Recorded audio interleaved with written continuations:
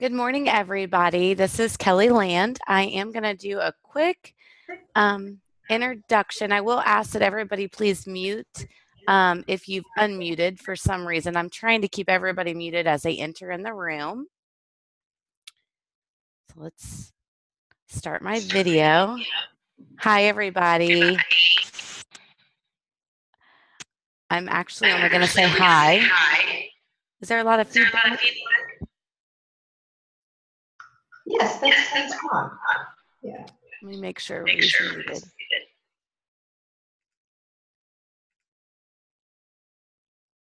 Okay, is that better? Yes, it is. Great. Thank you so much. Please, once again, make sure that you're muted when you enter the room. I'm not keeping my video up the whole time, but I did just want to introduce myself and let everybody see my face. I'm Kelly Land. I am the project coordinator for the Benefits Information Network through the community or the Center on Community Living and Careers through IIDC. And I'm excited today to do some updates for you guys. It's been many years since I think we've all met and really talked about the Benefits Information Network. I also have on the call Kim DeQuee is on here. She's the Region 1 Manager, VR Supervisor, and she will be helping me answer questions as well today. I have a couple people that say they can't hear me. Please make sure that your speakers are chose where it says mute. You should have a little area and you can choose what speakers you would like to use. You also want to make sure that you're muted so we don't have a lot of feedback. I am also putting the presentation in the chat box for you guys. You guys will be able to access it there. I will put it up there a couple of times throughout the presentation so that you guys have a copy of it. As well, we do have closed captioning for this presentation. It is at the bottom. You should be able to see it. If you cannot, then you can click the CC button and it should scroll down at the bottom for you. We also have a link that you can access if you want to see the captioning through a, what's the word? Like all at one time instead of just throughout the presentation. And we can put that link back up for you.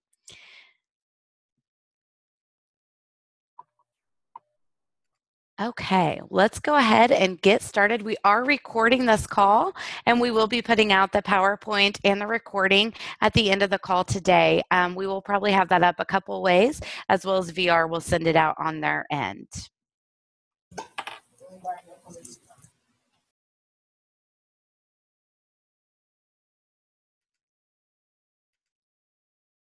Okay. So first, I just want to talk about a little bit about what is the Benefits Information Network. It is a lot of people are involved to make sure that this is a successful program. Vocational Rehabilitation, the IIDC Center on Community Living and Careers, and Social Security Administration were all a collaboration. The goal is to improve capacity throughout the state and engage providers and community advocates in supporting work, incentives planning, and assistance.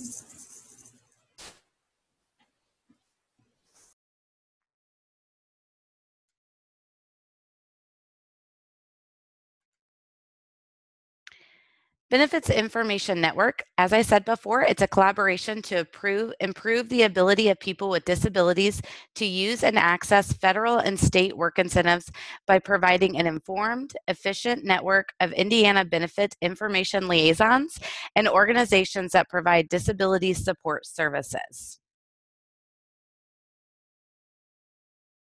The services that we provide are comprehensive curriculum, training to BIN liaisons and ensuring that they have a thorough knowledge and understanding of programs, disseminating information on federal and state work incentives, and provides regular updates to BIN liaisons, and providing ongoing training and technical assistance to the BIN liaisons on work incentives and community resources enhancing employment.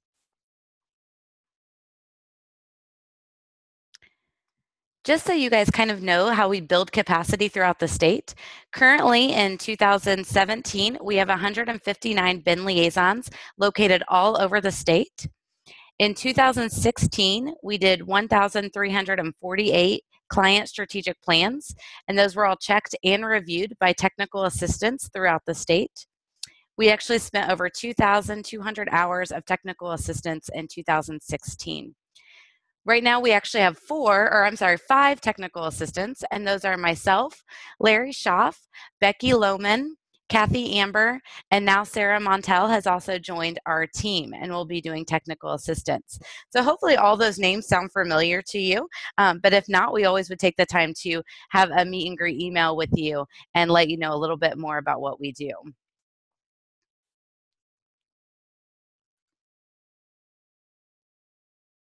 So here's how the process works in the state of Indiana. First, the VR counselors, they can purchase benefits counseling services through the BIN. So they would give a referral to a CRP. The provider then, or the CRP, does face-to-face supports. That would be with a certified BIN liaison. They would complete a strategic plan, and then they refer the client to Indiana Works. Indiana Works is Indiana's WIPA program, Work Incentives Planning Assistance. That's actually a national program, but in Indiana, we call it the Indiana Works. There's two Indiana Works in the state of Indiana. We have the North Indiana Works, which is through Aspire, and we have the Southern Indiana Works, which is through SERS. Indiana Works actually provides the long-term supports and assists with implementation of the work incentives. The piece that we're really talking about today are the first two pieces, the referral process and the provider CRP BIN liaison process. The most important thing for you guys to know is that in the state of Indiana, we have a really great program where we offer that face-to-face support and we offer the long-term support. And that's a collaboration between VR, CRPs, and Indiana Works.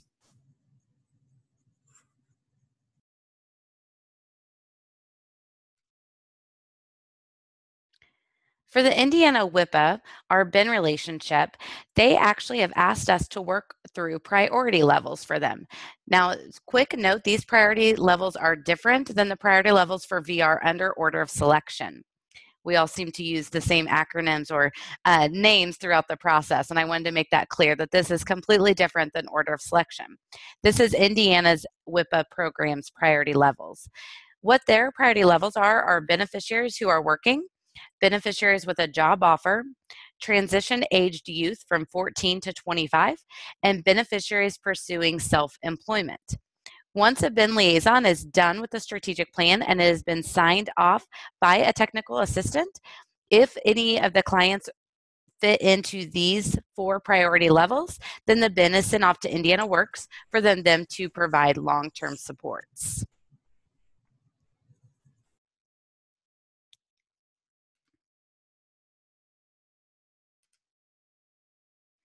Now, that was a very quick overview of what the Benefit Information Network is. I do want to pause quickly and see if anybody has any questions in general over what the Benefits Information Network is in the state of Indiana or how it works. We are going to wait just a few minutes, and if you guys want to type any questions into the chat box, I will be sure to answer those.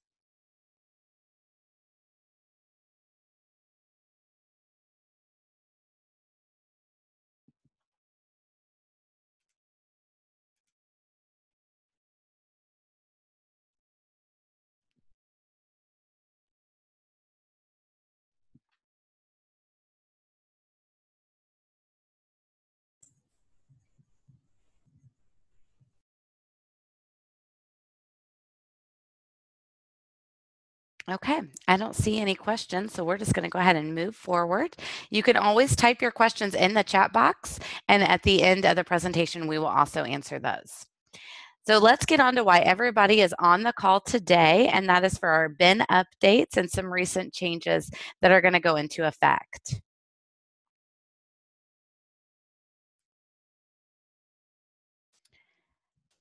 Today, we're going to talk about a new referral routing form, information provided on the referral, a time frame change, the process of the Benefit Information Network, and how payments are going to be, how payments are actually given when the strategic plan is completed.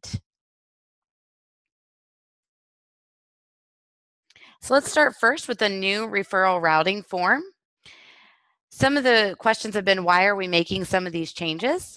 There actually have been no changes made to the form since 2009, and a lot of changes have occurred in the past 8 years. Some of those changes include state and federal timelines, a stronger focus on a team approach to finding employment for job seekers, and virtual offices have brought up some safety concerns.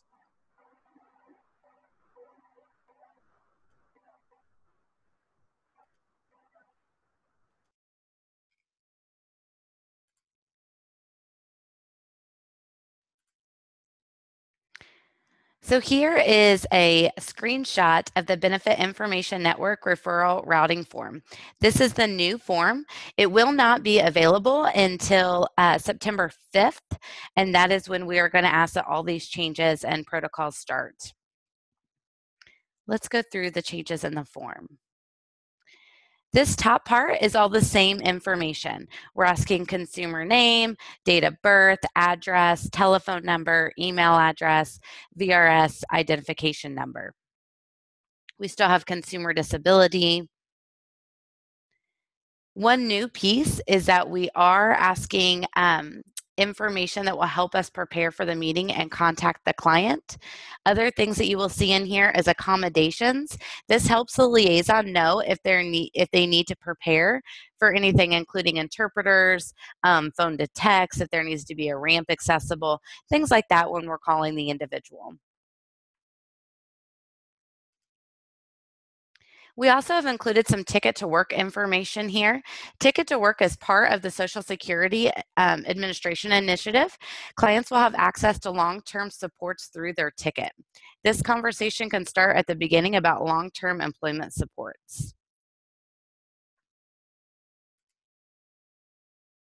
We've also added information here about case managers. It is actually a pretty important piece for us when we're talking with clients. They help with the Medicaid issues, which are a main concern for clients going back to work. Also, case managers are not made aware of a lot of the work incentives available to waiver clients, such as the special income limit or MedWorks.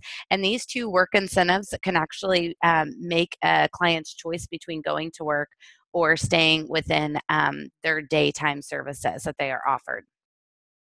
We've also added some housing questions on here. Housing is a main concern for most of our clients. Many clients don't think about their housing being affected when they go to work or if someone in the house goes to work. If you can't access this information up front, that is completely okay, but it would help us move the process along faster. Housing is actually where we have a big hold up going through the verification process because we have to work with so many different entities, including apartment managers and the HUD offices, and then any other housing programs that are within someone's county that they reside.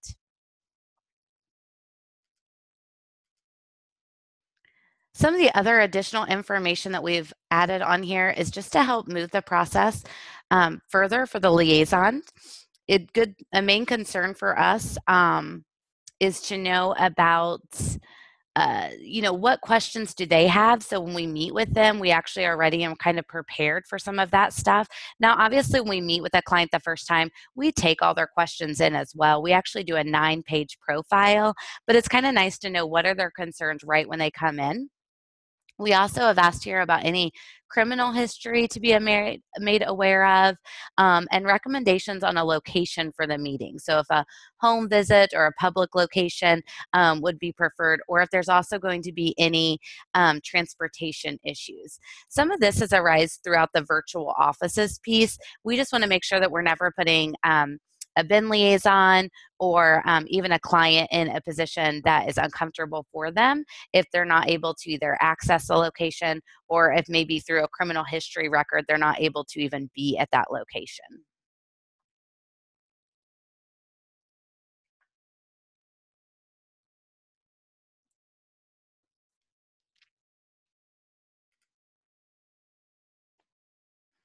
So let's talk about the process.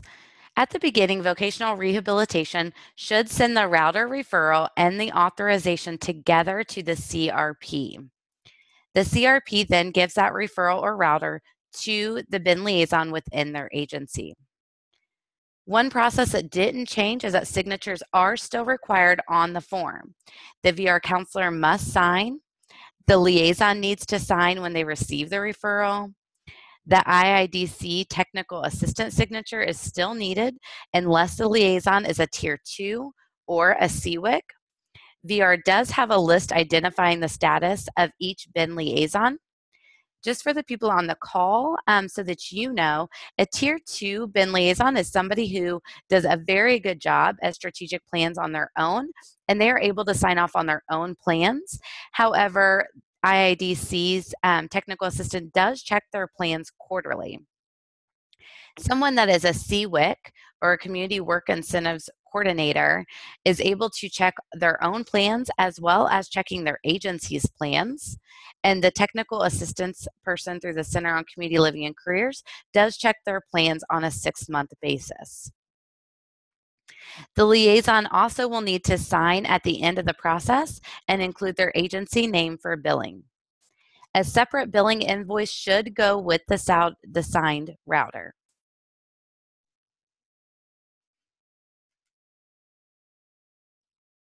Some of the protocols have changed in this process. I think you guys are actually going to like these protocols.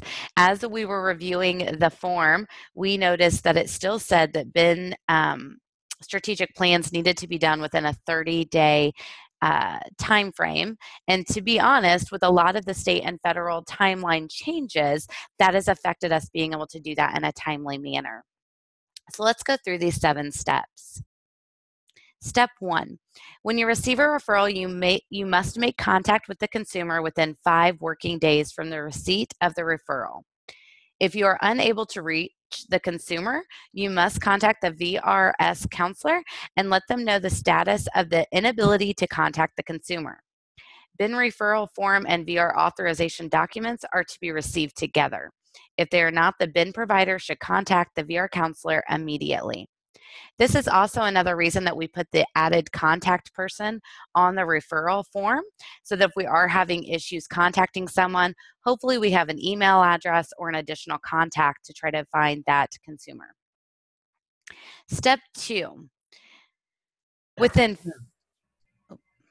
15 working days from the receipt of the referral, you should have an appointment with the consumer to complete the benefits screening profile and obtain releases for the benefits planning query and other necessary releases of information.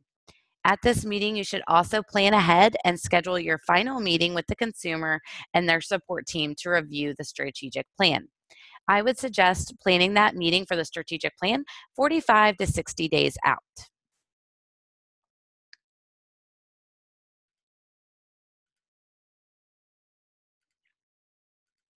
Step 3, verify all the benefits, including Social Security benefits, Medicaid, Medicare, housing, and any other additional benefits mentioned during the meeting with the consumer.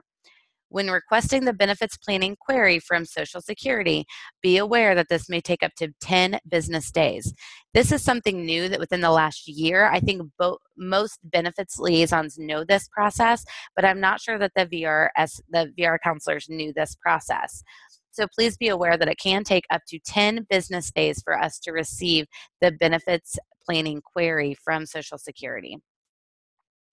I think that's also why it's really important to make sure as soon as you meet with that consumer that day, you're actually faxing off your benefits planning query releases so that you're giving plenty of time to get that BBQY back and you can start the strategic plan.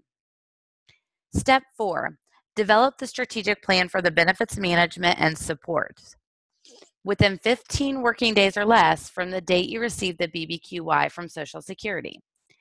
Make sure that you do that within a quick time frame. Remember that as a technical assistance through IIDC, we will not accept any benefits planning queries that are 60 days or older because benefits can change so quickly.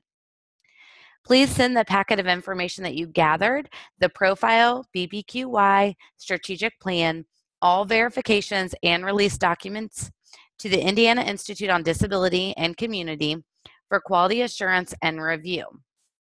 This quality assurance and review can take up to 7 business days to review. Step 5.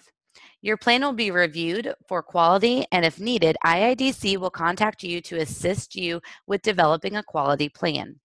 This process should be completed within 60 working days from the date you receive the referral.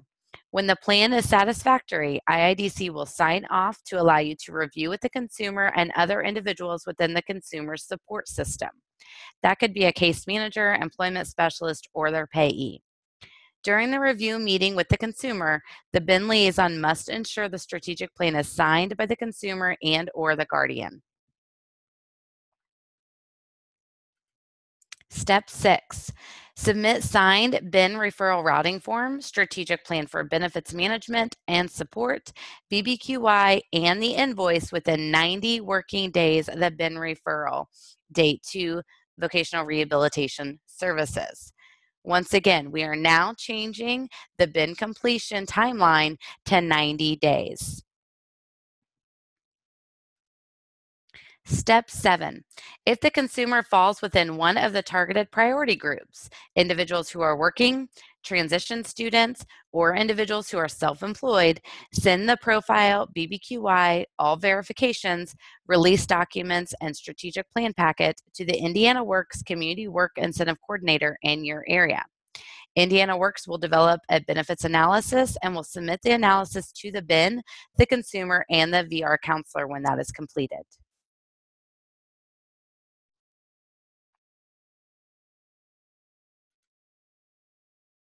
Once again, please note that the timeline has changed. The process now can take up to 90 days for this billing. So let's talk about payments. If everything is completed within the 90-day time frame, that would include the router referral signed, the strategic plan is signed, an invoice and the BBQY is all sent to VRS, then the full $500 will be paid. If the BIN services are not complete within within the 90-day requirement, the reimbursement will be reduced to $300. Please see the excerpt from the referral router below. This is on the referral router as well for you, but I will go ahead and read it. To receive the full $500 reimbursement from VRS for your BIN services, you must gather and submit to VR all pertinent information, including the benefits screening profile, BBQY, and thoroughly completed strategic plan for benefits management and supports within 90 working days from the date of the BIN referral. If BIN services are not completed within the 90 working days requirement, the reimbursement rate will be reduced to $300. If BIN services are delayed due to circumstances beyond the BIN liaison's control, for example, a consumer fails to attend scheduled meetings, usual delays in receiving a BBQY, or etc., the BIN liaison should contact the VR counselor immediately in order for reimbursement reduction to be reevaluated. All documents must be submitted electronically to the individual VR office email address. Really, in full, what that is saying is that communication is key. If you are having issues contacting a client or getting releases signed or finding out Medicaid verification or working on housing, I think everybody understands that process, but you have to make sure that you are doing updates to the VR counselor about where that process is and what is the holdup with the Benefits Information Network strategic plan. I also want to point out on there that we are asking now that everything is submitted electronically to the individual VR office email address. That's that general email address. That will include the invoice, strategic plan, BBQY, and the router form. And if you do fax them, it goes automatically into an email system for the Vocational Rehabilitation Office.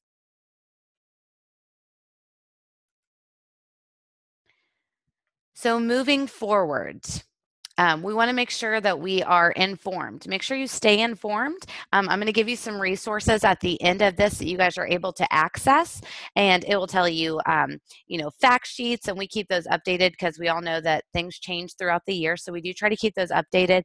I also try to send out emails to all the BIN liaisons whenever anything nationally or statewide has changed that will affect our clients. Please make sure you're sharing this information. Anybody that's not on the call that um, needs to know about the time frame change or is going to see a new referral, including like administrative staff or even your accounting department that needs to know about changes, please make sure that they're getting this information.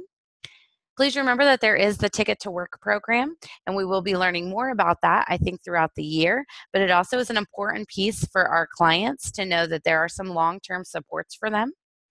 And then follow up and continue to encourage our job seekers. Don't stop talking about how they can go to work, and let's continue to talk about the facts and not the myths that people hear throughout the community about their benefits when they go to work. Okay, I know that was a lot of information, and as most of you know, I can talk pretty quickly. So I'm going to pause now and let you guys type in some questions. And Kim, if you want to unmute and start giving me those questions that we've got, I would be glad to start answering those. Okay, thanks, Kelly. Good information. We did have one question. Moving forward, correct. The 90 days would not apply to those bins prior to 9/5/17. And that is correct. However, I think we as VR counselors need to be aware now that we know that Social Security is taking a bit of time to get those VPQIs to our bin liaisons, that we really need to be flexible when it comes to the next 4 weeks here. And if you see some delays, reach out to the bin liaison if they haven't reached out to you first, and let's see what actually has occurred in terms of why that delay is happening. We had another question, Kelly. When you say date of referral, are you saying the date the bin liaison received it or the date the VRC sent it? I have seen the date the VRC sent it being sometimes 30 days before I actually receive it. Yeah, so we have, oops, sorry, it looks like I just want to make sure everybody's muted. We have seen that as well. I think what me and Kim were trying to accomplish with that not happening is asking that the referral router form and the authorization are coming together. That should actually stop the delay. I would also talk to your own agency on how the process works, if everything is coming to you at one time or if it's being sent like through an accounting department before it gets to you. If both of those things are not occurring, you are getting the authorization and the router form at the same time, or it's not being routed through another division within your agency, and that's holding up the delay, then correct me if I'm wrong, Kim, but I would suggest talking to that VR office, the supervisor there or whoever sent you it, and just see where the delay is so that can stop occurring, because I do agree with you. It actually needs to be the date on the referral router form. However, the authorization is your clock. At least that's the clock I believe that VR uses to make sure that we're doing things within a time frame. Kim, Sure. Do you want to add to that? I would agree that if you're seeing delays like that, like 30 days, that seems awful. A long amount of time for things to get delayed. So I certainly would reach out to the area supervisor and find out kind of where the glitch is. Again, I think Kelly mentioned communication is key. Just got to be communicating. And in fact, there was something in the chat box here about one person who is got a system in place where they send just short emails to the counselor as they move through the process. So when they get the router sheet, when they scheduled a meeting, things of that nature. So if something like that works, great. But I think we just need to communicate. However, that communication takes place, just to keep your VR counselor in the loop as to what is happening or delays that you might be experiencing. Great. There was another question. It says, is it simply a liaison's ability to process a plan without edits that determines their eligibility for obtaining second level certification?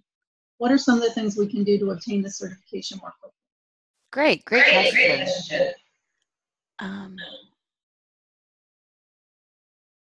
What we, oh, Kim, I'm going to mute you real quick while I answer. Sorry. Okay. What we require, first of all, is that you go through the training twice. So for any BIN liaison, they have to go through the basic BIN training twice full-time through with passing certification. And then after that, you can start doing recertification classes. And then it's up to the technical assistant that works with you to kind of come to me and say, hey, this person's doing a really great job. I haven't had to do edits. We normally say if we get 5 plans in a row, with very, very minimal edits. And usually that also means not the exact same edits. We find a lot of times people struggle usually with one area. So maybe they struggle with understanding the countable income formula for SSI recipients, or they really struggle with the MedWorks portion of the healthcare process. And so if we see that they're not always making the exact same issues in their strategic plan, and it maybe is just minor edits, about 5 plans through, then we will usually move them up to a tier 2. The Benefits Information Network wants to build capacity. So the more that we can allow BIN liaisons to sign off on their own plans and we feel comfortable that they're giving correct information to job seekers, that is great for us. And we would love to see that. So please, everybody, continue to work towards that. Work closely with your technical assistant. I know we're always here and willing to answer questions for you.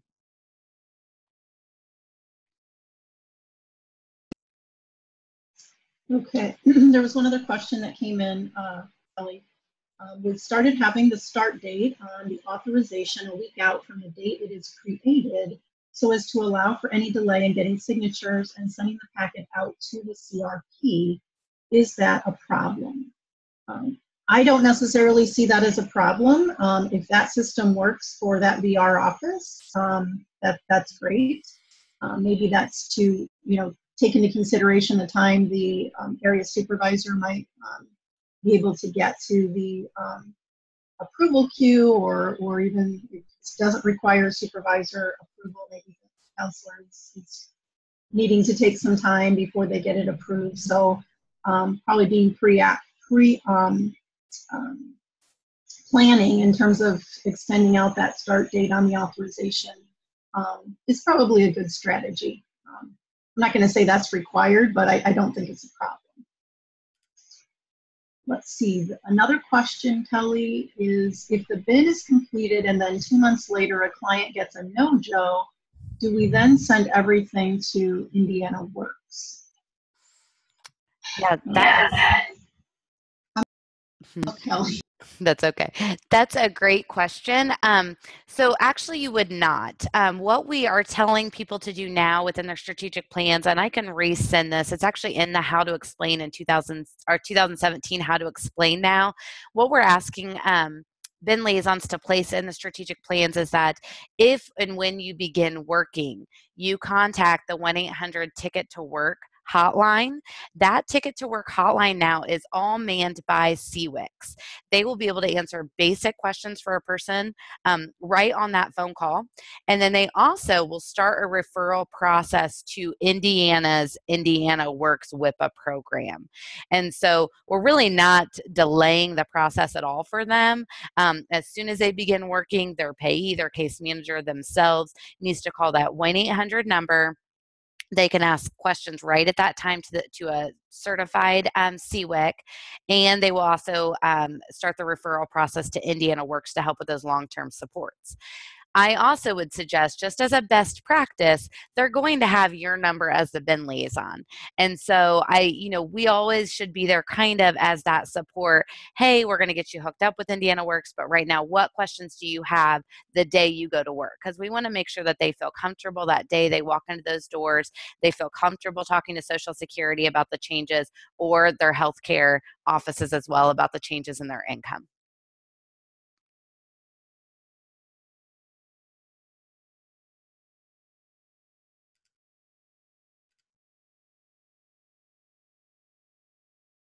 I can leave a few more minutes if anybody else has any additional questions. I thought we'd have a lot more smiley faces from the bin liaisons on the time frame change. You guys were all giddy this morning, and now I haven't seen anything. Thank you, Betsy.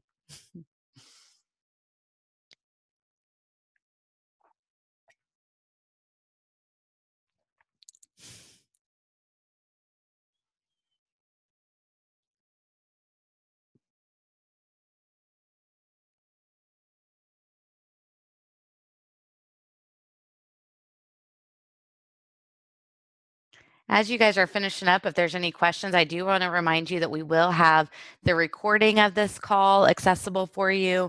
We'll also have the PowerPoint accessible to you. I'm going to actually place it in the chat box now again for you. I believe that we will have the transcript of the captioning as well. And as Kim has said, we will start this process as of September 5th. So you guys should start seeing the changes in the referral router form around that time.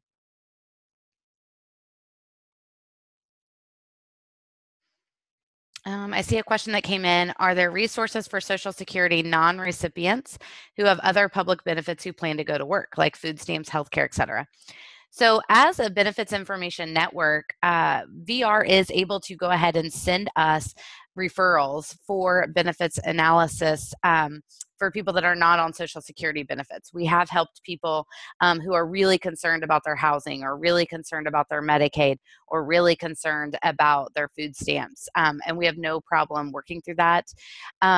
However, the other resources available to them would also be on the fact sheet, which you guys can see on resources. I believe you guys can see that slide now. That first link, https www.iidc.indiana.edu, and then it says fact sheets on work incentives. That one actually has separate work incentive fact sheets for each individual benefits that an individual can have. So we have a SNAP fact sheet, which is your food stamps. We have a Medicaid fact sheet, which is just for Medicaid. We have a HUD earned income disregard. We have an ABLE fact sheet for people that want to do asset building. So there are lots of different fact sheets on there that you are able to access and give to people if they just have concerns about one certain public benefit before they go to work.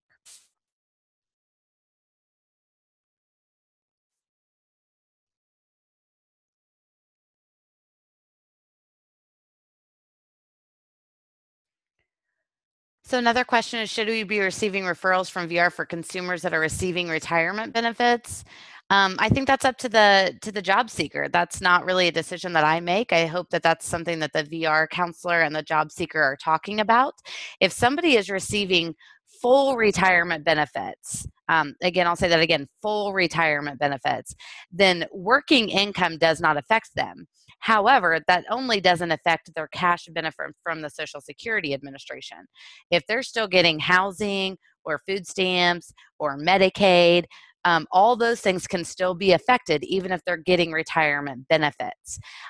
Also, if somebody is not receiving full retirement benefits and they're getting partial, because they were not at full age to retire yet, then income does affect those. So I would be very cautious to make the decision that, oh, you're on retirement, so we don't need a referral, a bin referral, because there's a lot of pieces behind the scenes that can affect somebody's public benefits that don't always have to do with the Social Security benefits piece themselves. Kelly, there was another question about each VR office around Indianapolis has a central office for billing, which is where we have been directed to send both the signed plan, router, and invoice. The VR counselors want us to also send a copy of the signed plan directly to their email as well, or do we send to the case coordinator? So my advice there is to send it to the office email address. So each office has their own email address that those pieces of information should be sent to. And we man those email boxes regularly throughout the day. And they will then route those to the individual case file that documentation needs to go to, as well as the staff members. So you should not have to be concerned about sending information to any place other than that office email address. Another question, Kelly, was, are beneficiaries informed of their rights and the PABSS program, or should they encounter barriers to employment? So at this time, we do not actually put that into our resource section. Now, if somebody asks us to, the benefit liaisons usually are well aware of PABSS, but at this time, we don't put it in the resource section specifically. However, as a CRP, when you're working with an individual through their initial paperwork, you should be giving them that information through that piece, depending on what your certification process is. So I think that question came from Bonnie, and we can talk more about that. You have my email address. If there's something that you want us to be doing on our side, we also could maybe put up a fact sheet that has information for you guys and put that on our website as well. Kelly, another question is there a fact sheet or information we can give the beneficiary regarding Ticket to Work? So we don't have an actual fact sheet on Ticket to Work. I don't believe. I will have to go back and check. But we put significant information in the plan about Ticket to Work. So we give the phone number, we give what the program is, we say when to contact Ticket to Work, what Ticket to Work can do for you. So we give significant information in the strategic plan, but I also can look into maybe in 2018, we're going to start working on our fact sheets for next year, and maybe we can look at doing a fact sheet on Ticket to Work, maybe just general and what it can offer to a consumer going through the process of employment. Thank you. And then one other question, are SSA offices made aware of these updates and our timeline? Really, Social Security kind of tells us the timeline. So, they are the ones that came to us and said that it was going to take 10 business days to get the BBQY. So that is what we're going under now. What we tell the BIN liaisons is that you fax it off. If you haven't got it again within 3 to 5 days, fax it again. I usually suggest using the same fax cover sheet so you can kind of change out the dates so you know exactly what dates you sent it to that Social Security office. If you have an email address for that office, I suggest shooting them an email after about 5 or 6 days, like, hey, I sent you this BBQY. I do have a WIL, Work Incentive Liaison, Social Security Administration spreadsheet on the BIN resource page that you guys use through IU. And on there, I have phone numbers, fax numbers, and email addresses if I have them. If at that time you still have not received your BBQI, so the 10 business days are done, you have sent me all the contact information that you have contacted them, the dates you contacted them, then I will contact the AWIC, the Area Work Incentive Coordinator through Social Security, and usually they can get you the plan pretty quickly once they're contacted. Thank you for that question.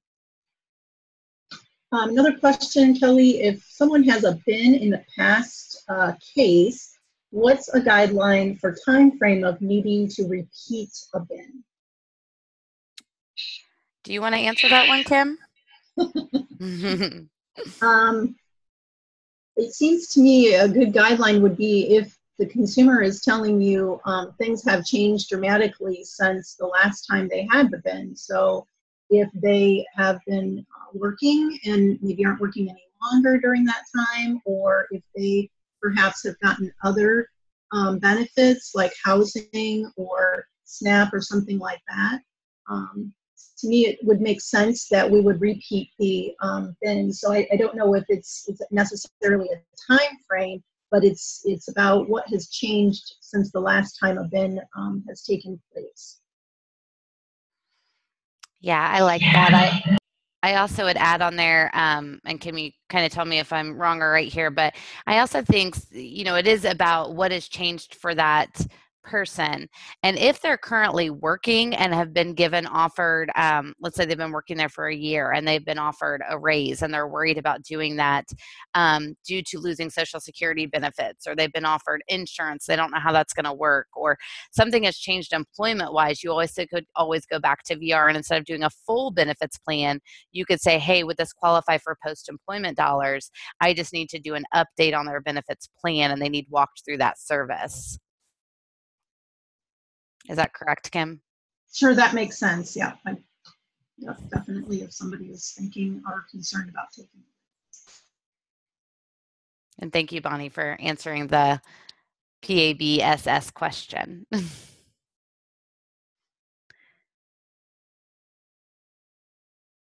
We'll give you just one more minute to type in any questions. And then if there's not, I've thoroughly enjoyed talking with everybody, and I hope everybody has enjoyed this, and we will try to get that stuff sent out to you on the website and sent out to you as quick as possible for you to share with others who were not able to make the call. And for VR staff, just to say again, Kelly, that with the IRIS August release, you will be able to then see that updated referral form. Not everything is going to auto-populate, so you will have to fill in some additional information.